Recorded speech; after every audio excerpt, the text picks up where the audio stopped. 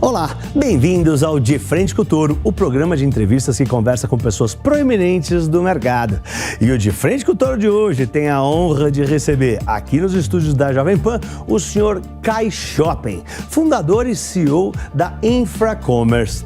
É uma empresa pioneira e líder em full commerce no Brasil. A Infracommerce é um ecossistema que combina tecnologias, serviços e infraestrutura para digitalizar canais de vendas. A Infracommerce está presente também no México, na Colômbia, no Chile e na Argentina. E tem mais de 4.000 funcionários. Está listada na Bolsa Brasileira desde maio de 2021. Kai é alemão e tem 3 mestrados em administração de empresas. Um pela ESCP, Business School de Paris, outro pela Berlin Cass Business School e o terceiro pela City University de Londres. Kai foi consultor da The Boston Consulting Group, diretor de operações da alemã Brands for Friends e presidente da Brands Club na América Latina. Kai fundou a Infracommerce em São Paulo em 2012. Muito obrigado pela presença, Kai. Obrigado pelo convite, uma honra. Pô, é uma honra ter você aqui com a gente. Pô, você sabe que eu acabei de voltar da Alemanha, né? Eu fui lá no levar o premiado lá do meu jogo Caça ao Touro. Que povo estudioso, né? Porque você tem um currículo invejável de estudo, hein? Sim, na verdade eu sempre falo que o alemão está muito melhor que a reputação, porque eu acho que o brasileiro padrão sempre pensa que o alemão é muito rígido, e no final das contas tem muitos engenheiros alemães e com certeza eles têm esse perfil de engenheiro, mas o brasileiro engenheiro, em caso de dúvida, também é mais processual, então eu em geral falaria que o alemão está mais leve que a nossa reputação. Eu vou tentar te provar isso hoje. Vambora, mas os alemães são muito estudiosos, muito inteligentes, muito dedicados. E o Brasil tem um pessoal que é assim também, mas a maioria não é tanta lá. O alemão, na média, é mais esforçado que a gente. Justo. Mas deixa eu te falar, como é que começou o seu relacionamento com o Brasil? Quando é que você veio pro Brasil? Conta, como é que você apareceu? Como é que você chegou? Eu trabalhei como diretor de tecnologia e diretor de operações para um startup de e-commerce de moda na Alemanha. Tá. E a gente recebeu um aporte de um fundo de venture capital, de capital de risco. E esse fundo, além de ter investido na nossa empresa, ele investiu no Brasil. E depois de mais ou menos 3 anos, eu saí dessa empresa alemã e fui trabalhar para o fundo. Eles me chamaram para trabalhar para esse fundo. Entendi. Aí eles falaram, Kai, por favor, vai lá no Brasil, dá uma olhada na nossa investida. Isso foi final de 2009, início de 2010, mais ou menos. Tá. Aí eu voltei para a Alemanha, para Zurique, que tinha um segundo escritório lá, e falei, tem muito trabalho a fazer lá no Brasil. Aí, no final das contas, o dono desse fundo falou, Kai, então fica lá 3 meses no Brasil agora e tenta ajudar os caras. Aí me apaixonei para o Brasil e fiquei. E ficou. Tá, mas essa Infracommerce não tem nada a ver com esse fundo, né? Não tem a ver com o fundo, porque o fundo parou de investir no Brasil, focou só na Europa e Estados Unidos. Entendi. Aí você ficou aqui, foi vendo, foi estudando o que dava para fazer? Exatamente. Ou você voltou para lá e ficou olhando de lá? Não, eu fiquei 3 anos aqui trabalhando para essa empresa investida. Tá. Assumi a presidência lá. Aí a gente vendeu essa empresa para a Buscapé, Buscapé Company. Sim, lá do Romero. Exatamente. Do Romero Rodrigues. Agora é nosso sócio lá na XP também. Exatamente. E aí, durante 2012, eu precisava pensar o que eu quero fazer na minha vida. Eu estava fazendo o phase-out do projeto lá do Brands Club. E aí eu identifiquei uma oportunidade, um negócio muito, muito grande, porque a gente trabalhava com muitas marcas de moda, varejistas que estavam vendendo dentro da empresa nossa, que era um varejista online. E os donos dessas marcas sempre falaram, legal que você vende os meus produtos online, mas eu quero fazer meu site. Eu falei, pega uma plataforma de e-commerce e começa. Até deu alguns nomes de algumas plataformas de e-commerce que ainda são muito bons hoje, mas na época já estavam no Brasil. Aí eles voltaram 2, 3 meses depois, falaram, Kai, é legal que é a plataforma que retira o pedido, mas estou completamente perdido. Como eu faço pagamento, como eu faço logística, como eu faço marketing digital? eu não tenho equipe, tipo, eu estou vendendo assim no e-commerce hoje, está iniciante. Claro. Então a gente falou, olha, a gente vai combinar plataforma com pagamento, com logística, com dados, marketing digital, e a gente vai oferecer uma solução completa. Fala, cara, deixa com a gente te cobra um faturamento, uma porcentagem do faturamento, e você faz com a gente, e você negocia com a gente nível de serviço, você negocia com a gente como você quer tratar seu cliente, a gente te ajuda a fazer melhor que você poderia fazer dentro de casa e mais barato que você poderia fazer dentro de casa. Por quê? Porque a gente era muito maior, no mínimo a visão da empresa foi, se 500, a gente falava sempre, se 500 marcas juntam todo o volume que eles têm com a gente vai ser o mesmo tamanho de um grande marketplace. Claro. Só que em vez de colocar a marca infra-commerce, como se fosse um site que você pode comprar uma coisa, a gente colocou os nomes das nossas marcas clientes. Então, é quase tipo como white label. White label, exatamente. Então, o nome infra-commerce vem de infraestrutura para você fazer seu comércio e a gente uma marca atrás das grandes marcas e está ajudando eles de ter sucesso no online. Tem um elemento lá dentro que às vezes as pessoas me chamam de Robin Hood, os nossos investidores antes, porque eu estava muito inconformado do fato que grandes marketplaces na China, grandes marketplaces nos Estados Unidos estavam dando bastante trabalho para as indústrias, né? Tem pessoas que falam que estão fazendo terraplanagem na indústria. Por quê? Porque você tem uma máquina lá, por exemplo, a Amazon nos Estados Unidos, que hoje deveria ter mais que 80 centros logísticos, está investindo bilhões em tecnologia. Como o pequeno varejista vai brigar contra essa máquina? Só que o consumidor, ele não aceita que o cara está pequeno. Ele quer o mesmo nível de serviço, as mesmas tecnologias, ele quer os mesmos... Então, a nossa ideia é como eu levo um cara que não tem punch, que não tem massa crítica para brigar contra os grandes marketplaces, porque simplesmente não dá para brigar com essa força, ao nível de serviço, ao nível de tecnologia dessas máquinas. Caramba, que interessante. Então você identificou uma necessidade do mercado e se colocou. Você sempre se interessou por tecnologia? Eu sempre gostei, eu sempre fui muito empreendedor. Eu paguei a minha faculdade vendendo contratos de telefonia. O primeiro celular que saiu eu já tinha, como criança, moleque de 10, 12 anos, eu estava desenvolvendo no software, no Commodore 64, que era um dos primeiros computadores. Sim, me lembro. Então, eu sempre tinha bastante paixão. Agora, eu venho de uma família que muito pouco empreendedor. Meu pai é executivo, agora está aposentado, e ele sempre falou, meu filho, por favor, arruma um emprego, tenta virar diretor, fazer uma carreira, você jogando toda a sua educação fora e pula na água fria, pelo amor de Deus. Então eu comecei a minha carreira mesmo sendo muito tendo um coração empreendedor. Eu fui um caminho de ser funcionário, de uma consultoria, fazer o que o pai recomendava, aprender um pouco, mas depois eu não conseguiu resistir. Aí bateu mais forte, a veia empreendedora bateu mais forte. Exatamente. E essa veia empreendedora, você acha que veio da onde? Não sei, eu acho que eu sempre falo que tem dois perfis de executivos e você precisa dos dois. O meu perfil 80-20, que é um cara mais visionário, comercial, que você não pode olhar todos os detalhes. E se você só tem desses caras na sua empresa, você tem um baita de um problema, porque você abre um vácuo de execução em algum momento. Só que se você só tem outro perfil, que são os caras 100%, contabilidade, controlaria, advogado, que você também precisa, também não vende. Exatamente. Então, eu gostava sempre de transitar nesses dois ambientes. De um lado, olhar os detalhes, do outro lado, ser comercial. Então, no final das contas, se você olha para muitos empresários, eles têm esse perfil que eles conseguem resolver um problema no chão da fábrica, se precisar, e 5 minutos depois, falar com você aqui hoje, né? Então, eu sempre tinha essa veia muito amplo e gostava disso. Muito legal. Você é uma pessoa muito estudada, né? Você fez 3 graduações em 3 países, 3 mestrados em 3 países diferentes, né? Como é que esse contato no meio acadêmico te ajudou na vida como empreendedor? Olha, eu acho que primeiro fazer uma boa faculdade abre bastante portas, né?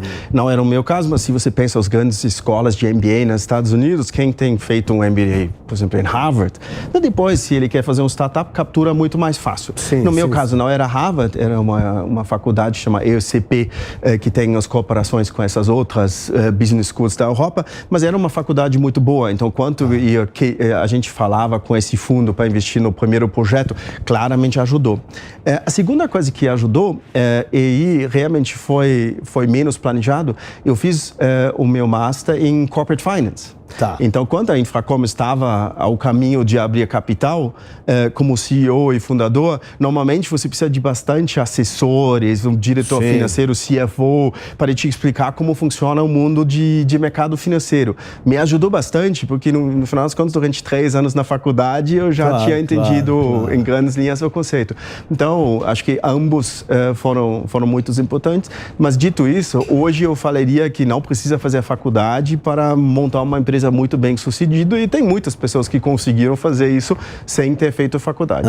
É que a faculdade, acho que te ensina a resolver problemas também, né? E de repente a vida te traz um problema novo, você está acostumado a resolver outros problemas, você consegue resolver aquele problema. Exatamente. E quando você montou, né, a Infracommerce, que dificuldades você enfrentou? Você chegou, teve ideia, falou, tem esse leque aqui, tem esse buraco, dá para encaixar uma empresa que vai prestar esse serviço? Olha, acho que primeiro a gente, como eu falei na introdução, né, a gente estava tentando vender a escala, tecnologia, uma arbitragem em uma forma ou outra ao tamanho do cliente. Só que quando você fecha o primeiro cliente, seu tamanho é o mesmo do cliente, então você está arbitrando nada. Sim, né? sim. Então, o nosso modelo de negócio, começo, né? Exatamente, no início é muito, muito difícil de tirar do chão. Tem uma barreira de entrada muito grande, por bem, porque ela protege a gente hoje. Mas no início, no final das contas, o cliente, ele não precisava comprar essa tecnologia à escala, que a gente não tinha isso para mostrar. Ele precisava comprar os fundadores, a equipe inicial de 20, 30 pessoas, falar, cara, me olha no olho, não te deixo na mão. Eu tenho investidores muito poderosos, fundos que estavam aportando na empresa, e por bem e por mal, você vai ter a nossa atenção como equipe cuidando do seu e-commerce. E com isso a gente fechou... Serviço, a gente vai dar serviço bom. Bom atendimento. Exatamente. E aí, no final das contas, a gente conquistou os primeiros 10 clientes assim, aí pouco a pouco a máquina começa a andar, né? Mas era meio que uma dança. Hoje, você pode falar quantos clientes tem hoje, não? Hoje tem, com a América Latina, passamos dos 500, tem mais que 600 clientes. Que bom, então... hein? Que legal, que bom, que diferente. E essa expansão aí, você falou da América Latina, essa expansão para o exterior, como é que se deu essa expansão para o exterior? Né? Como que foi abrir negócio, né? Novas linhas, frentes de negócio em países que têm culturas tão diferentes, né? Aqui na América Latina? Quando eu cheguei aqui no Brasil, eu tinha o grande sorte de ter caras, por exemplo, como Romero, que eram também investidores envolvidos. Ele é muito amigo meu. Porque a Buscapé já tinha investido e depois adquiriu a empresa. Então, eu cheguei aqui e eles me sentaram em uma mesa e falaram, meu menino, podemos te explicar como funciona o Brasil, porque muitos dos gringos que chegam aqui com atitude, vamos falar, eu já conheço tudo acaba se ferrando. Tudo, exatamente isso. Então, eu tinha sorte que eu estava crescendo a minha carreira no Brasil aqui do lado de grandes empresários. E uma das coisas que eu aprendi sobre a América Latina nessas conversas foi que tem o mundo espanhol e o mundo português. Eu também tinha um conselheiro da época que era um dos fundadores da Mercado Livre, mas ele era o fundador da Mercado Livre México. Eu falei, como assim? Por que tem um fundador do Mercado Livre México? Não é uma empresa argentina? Aí eles falaram, não, a Mercado Livre tinha uma estratégia que eles tinham empresários regionais que desenvolveram a operação regional com equipes muito fortes, com uma participação do país significativa, e o Mercado Livre também tinha uma participação. Então, eu lembrava disso desde, literalmente, os primeiros 2, 3 meses que eu estava no Brasil. Então, quando a gente fez essa expansão, eu vou fazer o seguinte, eu vou misturar sócios locais da Argentina, do Chile, da Colômbia, com a nossa estrutura de holding. E isso está dando super certo. Então, não é um alemão e alguns brasileiros imperialistas, porque eu sou gringo aqui, os brasileiros na Colômbia também são imperialistas na percepção deles. Né? Então, no final das contas, a gente está construindo junto com sócios que têm incentivo como empresários locais e está funcionando super bem. Então, por exemplo, na Colômbia tem um colombiano, no México tem um mexicano, no Chile tem um chileno, na Argentina tem um argentino. Exatamente, isso está funcionando legal, bem. Hein? E além disso, você ganha um monte de amigos na América Latina. Claro. Então, e gente de qualidade, gente de conteúdo, que para você arrumar um sócio, o cara tem que ter pelo menos dinheiro, conhecimento, né? Exatamente. Como é que você caçava esses sócios lá? Como é que foi? Olha, a gente, alguns via indicação, alguns contratando mesmo, como se fosse um headhunter, pegando pessoas que trabalham dando stock options, exatamente. Tipo de coisa. Mas alguns a gente investiu em empresas líderes ou fazendo coisas similares a gente e desenvolveu durante 3, 4, 5 anos essa jornada junto. Que legal, que legal. E esse segmento de vendas digitais disparou na pandemia, né? Foi muito importante para várias empresas sobreviverem, né? Ficarem ali, se não fosse as vendas online, muitas empresas teriam falhado, né? Ou você acha que aqui no Brasil os empresários aprenderam definitivamente a importância, né, das vendas online? Os empresários entenderam agora a importância desse canal para o futuro dos negócios aqui no Brasil? Olha, com certeza sim. Eu acho que muitas pessoas estavam pensando que e-commerce é uma coisa que vai acontecer no futuro, vamos dar uma olhada, molhar o pé, mas não era uma iniciativa estratégica para muitos. Dito isso, eu estou percebendo que muitas pessoas não entenderam ainda que a digitalização do negócio, a digitalização dos canais de vendas, não é uma coisa que para, no sentido, eu coloquei um site no ar, agora tô feito. Acabou, Porque quando eu comecei no e-commerce era desktop. Depois virou desktop e mobile. Sim. Desktop, mobile, aplicativo. E agora? Live commerce, metaverso, social commerce. No final das contas, está virando cada vez mais canais, mais complexidade, omnicanalidade. Então, eu agora preciso interagir minhas lojas com meu e-commerce. Então, tudo isso para falar, eu acho que muitas pessoas precisam ter cuidado que eles não param em 2021. No sentido, colocaram um projeto no ar. Muitos também precisavam dar um salto de profissionalismo da equipe. Então, são bem estruturado para hoje, mas infelizmente ou felizmente, e-commerce necessita você sempre investir mais e não pode parar. Então, acho que tem um risco que quem perde esse trem, que em 2024, 2025 já fica obsoleto de novo. Tá. E como é que foi o impacto da pandemia para a Infracommerce? Vocês conseguiram muitos clientes? Vocês tiveram que investir muito, né, na plataforma para melhorar a plataforma? Ou pegar mais cloud computer, mais espaço em servidor? Como que foi a experiência, essa experiência horrorosa que foi o Covid? Não, para a gente, falando só de negócio, óbvio, foi maravilhoso. Claro. A gente no passado tinha crescido sempre 50% ao ano, 55% ao ano. Na pandemia a gente cresceu em volta de 100%. Caramba. Então, crescemos muito. Porque o online foi o que pegou, né? Exatamente. Agora, acho que empresas que nem o nosso, né, tem 10 anos mais ou menos. É jovem empresa. A gente, pelo Black Friday, na parte da tecnologia, já aprendeu essa oscilação que você precisa de um minuto para o outro, com mais computadores, mais servidores. Aquele então, pico, né? Exatamente. Essa coisa mais, vamos falar, escalonável, como o mercado chama isso, a gente está razoavelmente rápido e está funcionando bem. Agora, a gente, como diferencial, além de pagamento e plataforma, também fala que a gente cuida da logística. Só um parênteses aqui, se você pensa Mercado Livre, Magazine Luiza, B2W, certo? O diferencial do e-commerce é que eles controlam a experiência ao consumidor inteiro. Além de pagamento e plataforma, também tem centros logísticos que nem a Amazon tem, que nem a Alibaba tem. Você faz isso também, a Infracommerce faz isso também. Nós somos os únicos que combinam isso como prestador de serviço. Esse é o nosso grande diferencial.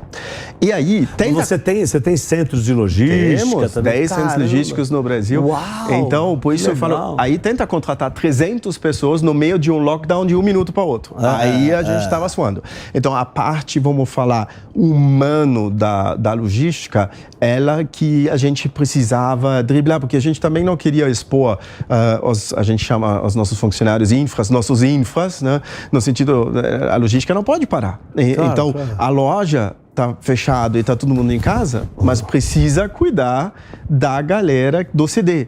Então, máscaras, teste de Covid, todo o protocolo de desinfecção. Então, era uma fase complexa. Foi complexa. Mas, assim, no geral, assim, deu tudo certo, vocês investiram mais, cresceram. E na hora do Black Friday, vocês têm alguma coisa que vocês fazem para os momentos de pico? Sim. No Black Friday, vocês pegam mais espaço de servidores, essas coisas? Como funciona? Sim. Quando eu comecei no internet, no mundo de internet, de tecnologia, isso foi muito difícil. Porque pensa, cada uma dessas máquinas custa milhares de dólares ou euros ou reais, independente. Então você não consegue de um minuto para outro comprar mais 10. Né? Hoje, que nem você falou, a maioria desses servidores eles estão na nuvem. Sim. Né? Aí você pega servidores da Ásia. Lá o Black Friday já passou, nem tem tanto Black Friday na Ásia. E você aluga literalmente os servidores do outro lado do mundo, que lá já passou o Black Friday, já está à noite, e aloca eles aqui. Então você tem muito mais... E mesmo a distância não faz problema? Não, tem uma latência, mas de microsegundos. Pensa que você está falando com um amigo nos Estados Unidos na Europa via celular. Tipo, não é que demora 10 minutos para a voz chegar, é quase instantâneo. Então é a mesma coisa. Então hoje essa parte está muito mais fácil, muito mais barato, mas às vezes as empresas vendem um mês em 3, 4, 5 dias. Então pensa o que isso causa para uma operação logística.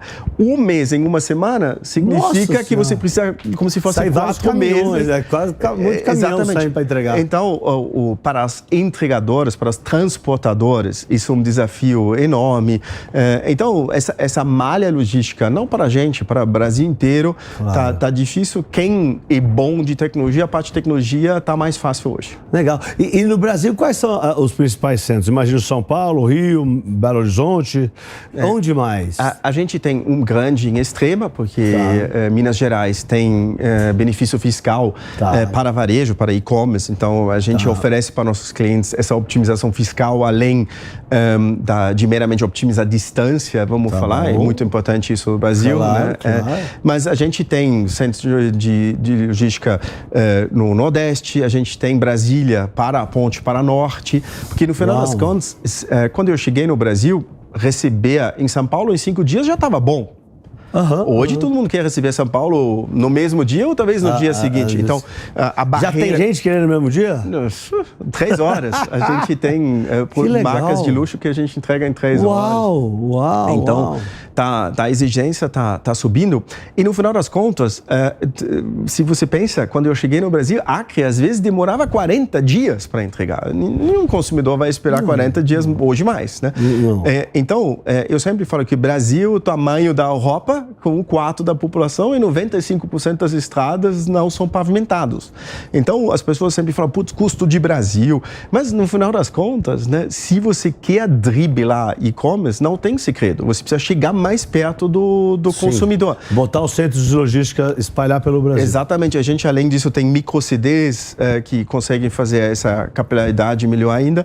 Então, você reduz tempo de entrega e, mais importante, você reduz custo de frete. Frete também é muito alto no Brasil. E aumentou muito depois da pandemia, tudo. Exatamente. Então, isso é um caminho. Outro caminho que muitos varejistas adotam é essa omnicanalidade, né? Você usa as lojas físicas como se fosse um centro de logística. Mas o segredo, no final das contas, você precisa chegar mais perto do consumidor se você quer reduzir o tempo de entrega. Uau! E nesses outros países também, você tem os centros de logísticas também, tudo ali.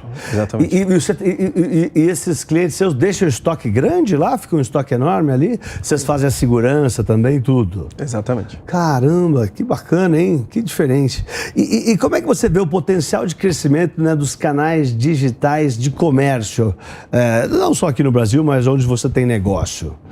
Brasil, Chile, Argentina. Eu sempre falo que e-commerce é um mega trend que não vai acabar, no mínimo, nos próximos 5 até 10 anos. Né? A gente está vendo um crescimento tradicional sem a pandemia, o efeito da pandemia no e-commerce brasileiro, de 10 até 20% por ano nos últimos 10 anos. Então, no final das contas, a América Latina está crescendo mais, porque eles estão 2, 3 anos atrás da gente. Sim, estão atrasados, estão vindo. Exatamente. Então, eu sempre brinco com a equipe que a gente está sentado em cima de um foguete, né? No sentido, só precisa segurar muito bem, executar muito bem, no sentido, e você vai crescer na teoria, né? E isso vale para a Infracommerce e vale para muitas empresas do setor de tecnologia de e-commerce. É um mercado que naturalmente cresce, porque mesmo orgânico, né? Exatamente. Mesmo se o varejo não cresce muito, tem cada vez mais pessoas que têm acesso ao computador, que têm acesso a uma conta bancária, um cartão de crédito. Que para de comprar fisicamente e compra online. Alguns que ainda não têm coragem. Tem muita gente que não tem coragem ainda. Exatamente. Quando eu era novo, eu não tinha coragem. Vou passar meu cartão, vou roubar meu cartão. Exatamente. E hoje em dia já tem todos os mecanismos de segurança. Na Coreia do Sul, pós-pandemia, a parte do e-commerce, do varejo, é acima de 30%. No Brasil, pós-pandemia, a gente está falando em 15%. Então, na teoria, se a gente chegar nos níveis da Ásia, vamos falar generalizado de Ásia... E vai chegar, né? O que você falou, duplica em 3 anos, duplica em 10 anos, mas vai... Tá crescendo. Exatamente. A Coreia do Sul é o mais moderno de tudo, né?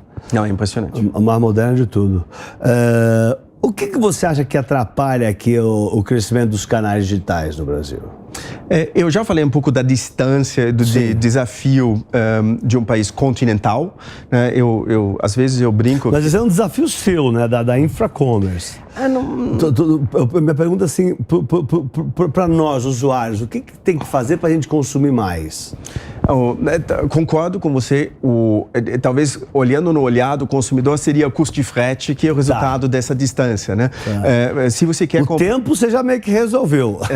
O custo de frete vai um pouco no embalo, porque quanto mais perto você chega, o custo de frete fica mais barato. Sim, tá? sim. Mas para você ter uma noção, uma entrega de um tênis em São Paulo dá 5 até 10 reais de custo de frete. Não é muito, né? Não, tá ok. Mas se você quer mandar o mesmo sapato para, vamos falar, Acre, utilizando o mesmo exemplo do dia anterior, pode chegar em 40 reais, 30 reais de frete. Aí, como você vai comprar um sapato barato de 30 a 40 reais se você paga quase o mesmo custo no frete? Claro. Então, se você não consegue chegar perto do consumidor, você não vai vender os produtos baratos. Entendi. E para vender os produtos baratos, a gente está no Brasil, certo? Você fala do mercado de massa. Então, claro. Então quando eu cheguei no Brasil, e-commerce, óbvio, não dá para generalizar, mas era muito uma coisa de classe A, B. Eu estou todo ano... computador. Exatamente. Então, acho que a gente está descendo para baixo e quanto mais agora perto... todo mundo tem, né? Quanto mais perto você chega do consumidor, mais você democratiza o e-commerce. Então, acho que isso é uma coisa que está importante. Ter a conta bancária com cartão de crédito, ser digital no sentido para o consumidor, ter acesso ao computador é importante. Claro. E falta ainda. Tributação é um problema? Imposto, essas coisas ou não? Olha, eu falaria que não é mais complexo para a gente que para outros. Você vive até o varejo isso no Brasil. Exatamente. Também, né? Não, a gente tem uma equipe grande de fiscal que não precisaria na Alemanha. Isso é claro. Mas eu acho que não atrapalha a gente mais ou menos que outros. Para mim, faz parte do Brasil. Mesmo, exatamente. Cultura. Quer começar... E uma vez que você entende e trabalha com isso, funciona bem. E criptomoeda? O que você pensa sobre criptomoedas? Você acha que pode mexer nesse mercado de vendas digitais ou não? O negócio é cartão, Pix... Olha, eu sou do mundo de tecnologia e mesmo que talvez criptomoeda não está passando o melhor momento, né, de ser na moda nesse momento, eu acredito que é uma tecnologia de blockchain que vai ficar. Eu acho bom ter a Bitcoins, Ether e todos os outros criptomoedas. Vai fazer bem para a sociedade, na minha opinião. Agora, para e-commerce é um pouco menos relevante, porque se você pensa, a criptomoeda é como se fosse um real, $1. É difícil de comprar também. Você tem que ter um wallet, você tem que ter um rolo. Então, o que eu acho que, na minha opinião, vai acontecer, e está acontecendo já cada vez mais, que vai ter o método de pagamento de pagar com seu wallet de Bitcoin. Então, em vez de clicar, eu quero pagar com boleto ou com cartão de crédito, você fala, eu quero pagar com meu wallet. Aí você se loga lá e paga. Mas você vai dar quase igual Pix, só que em vez de pagar em real, você vai pagar em Bitcoin, por exemplo. Então, no final das contas, para a gente, acho que é menos relevante que para outras indústrias. Claro. Hoje você aceita Pix, cartão e boleto?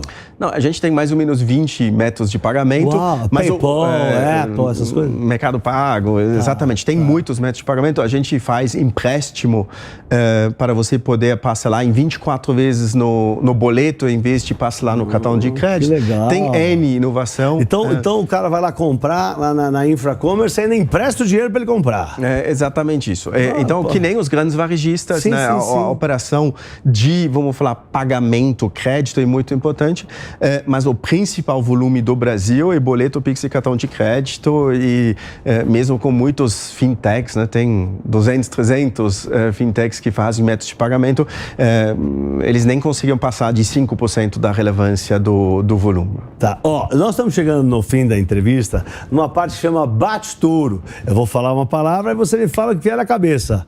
Tá pronto, Kai? Pronto. Então vamos lá, Um ídolo. Elon Musk. Elon Musk, muito bem. Uma viagem. Olha, eu queria muito conhecer Japão. A gente tem um sócio japonês e eu nunca visitei ele. Ah, que legal, que legal. Mas tem um sócio, tem operações lá? Tá, ele investiu em 2014 e a gente nunca conseguiu fazer as agendas baterem. Então, quero parabéns, muito visitar que legal, que diferente. Um sonho.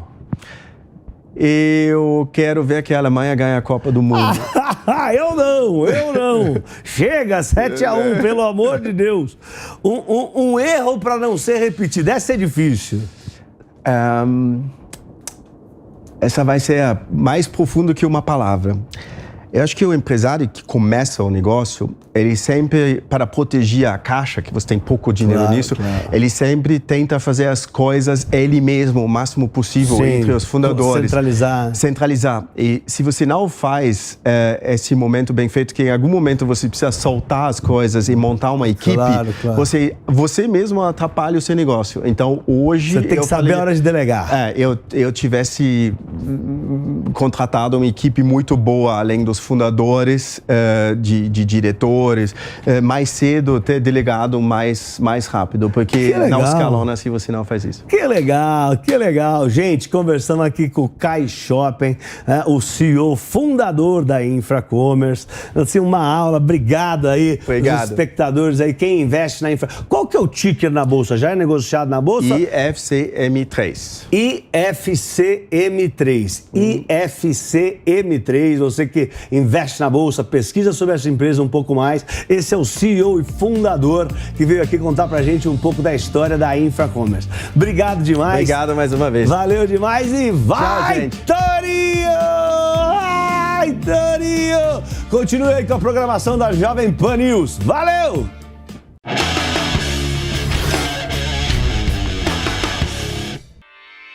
Realização Jovem Pan News.